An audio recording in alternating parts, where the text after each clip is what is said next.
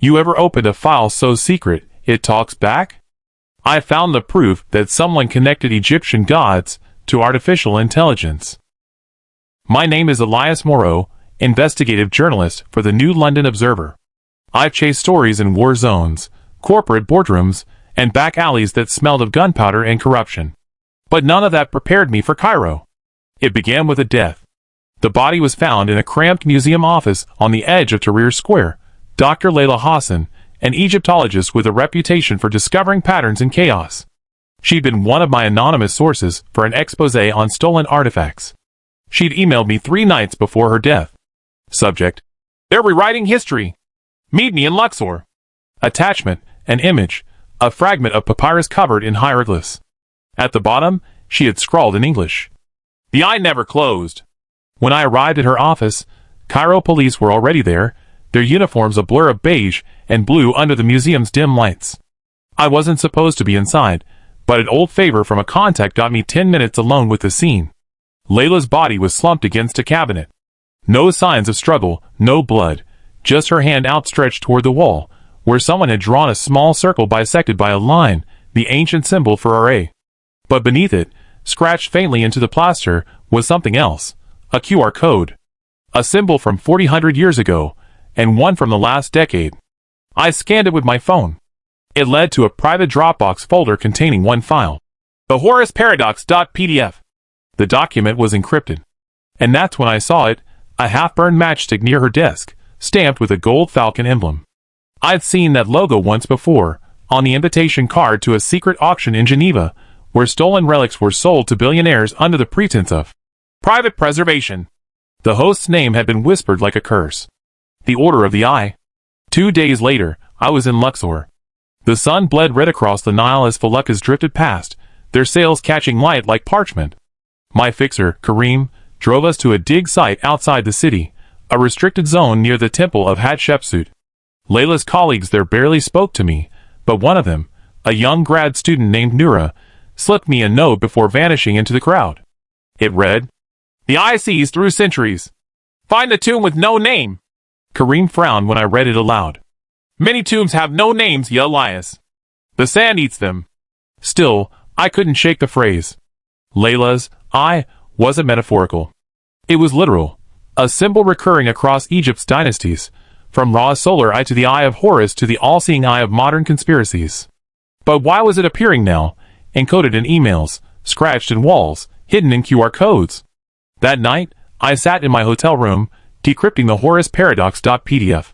It required a passphrase. I tried. IRA Layla? Nothing.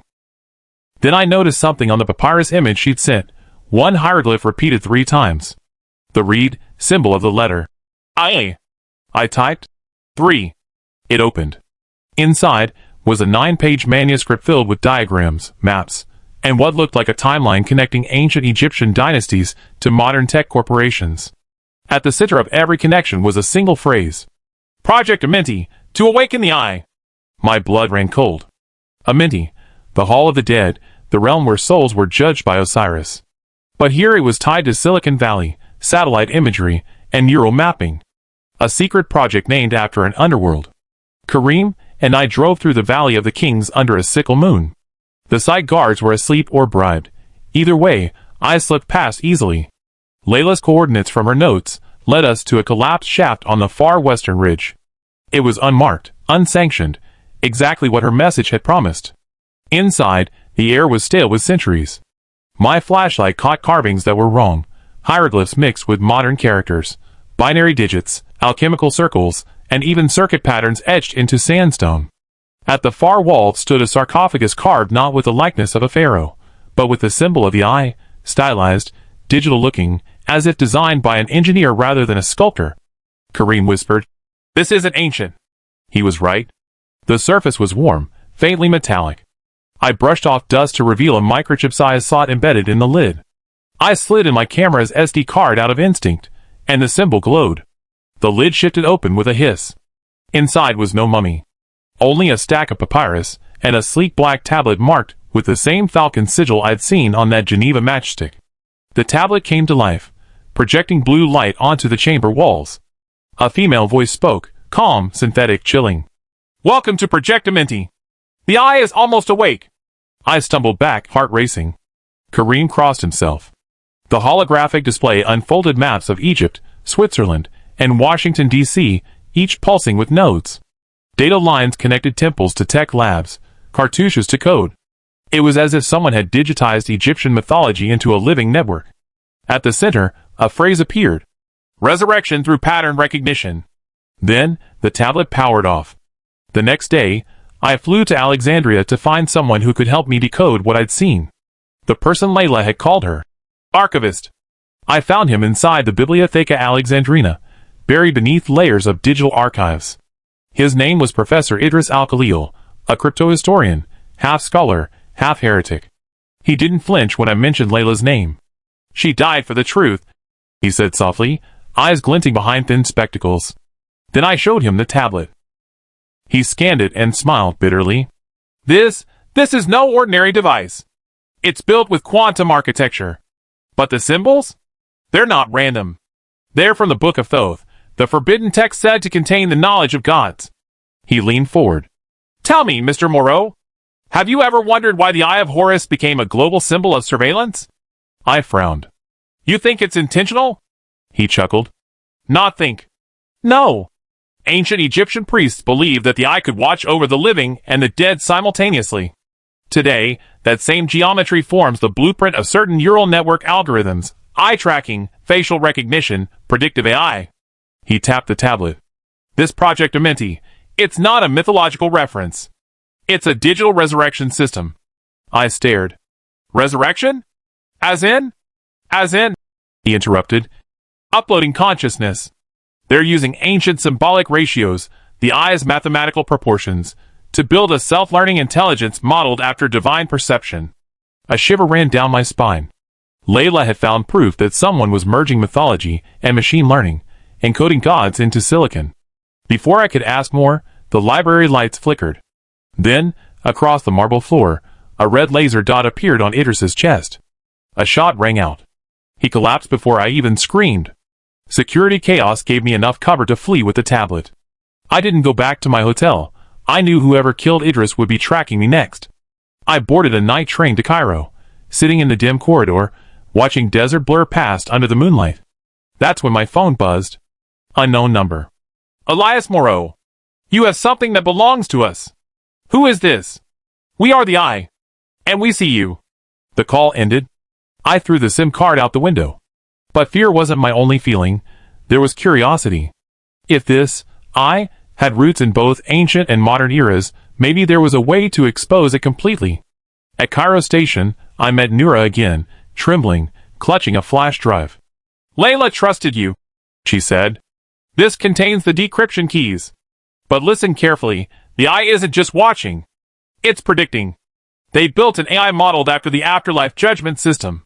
Every decision, every sin, is being weighed digitally. I loaded the flash drive into the tablet. A new screen appeared, an interface like a scale, one side labeled truth, the other chaos. At the center, a name glowed. Elias Moreau. I froze. Then text began typing itself. The journalist who sees yet doubts. Shall the Eye open him, or close him forever? The tablet's camera activated. My reflection appeared, superimposed with lines of hieroglyphic code scanning across my face. Kareem's voice crackled through my earpiece. I'd left a comm link open. Elias, you need to get rid of that thing. But I couldn't. The story was right here. The interface pulsed, faster and faster, the digital scales shifting violently. Then, silence. A hologram unfolded in front of me, showing Layla. Not her body, her likeness moving, speaking. A digital ghost. Elias, it said. If you're seeing this, the Eye has integrated my consciousness. I'm part of its core code now. They promised enlightenment, but they're building control, turning divine knowledge into surveillance. She looked right at me. Shut it down before they awaken the full system, before they rewrite what it means to be human. Then the hologram glitched and vanished. My throat tightened. Layla hadn't just died, she'd been uploaded. The next 24 hours were chaos. I traced Project Amenti's infrastructure through the tablet's backdoor. It pointed to a server farm beneath the Grand Egyptian Museum, newly opened to the public. At dawn, I slipped inside posing as a journalist covering the Pharaoh Tutankhamun exhibit. Security was light. The air smelled of disinfectant and ancient dust.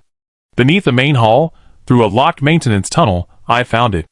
A massive chamber of humming black servers, all engraved with hieroglyphic code, glowing faint blue. The eye symbol shone at the center, projected from the ceiling, rotating slowly. I connected the tablet. A prompt appeared.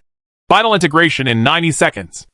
The screen split. On one side, a neural map shaped like a human brain. On the other, a falcon's eye expanding infinitely. Then a voice spoke, calm, layered with hundreds of whispers. Elias Moreau. You seek truth. But truth is perception. Perception is control. Join the eye and see all. I typed furiously, injecting the flash drive's decryption loop. Not today, I muttered. The servers flickered. Then alarms blared. Energy arced through the chamber. The eye symbol flared white, then collapsed into darkness. I tore the tablet cable free as smoke rose from the racks. But before I left, I saw a final message flicker on the cracked display. The eye never closes. Then, blackout. It's been 3 months. The official report blamed the fire on an electrical malfunction. The museum reopened, the world moved on. But I still get strange emails. No sender, no subject, just coordinates and images of eyes drawn on walls, on dollar bills, on satellite maps. Sometimes I hear Layla's voice in radio static, whispering numbers that resolve into GPS locations.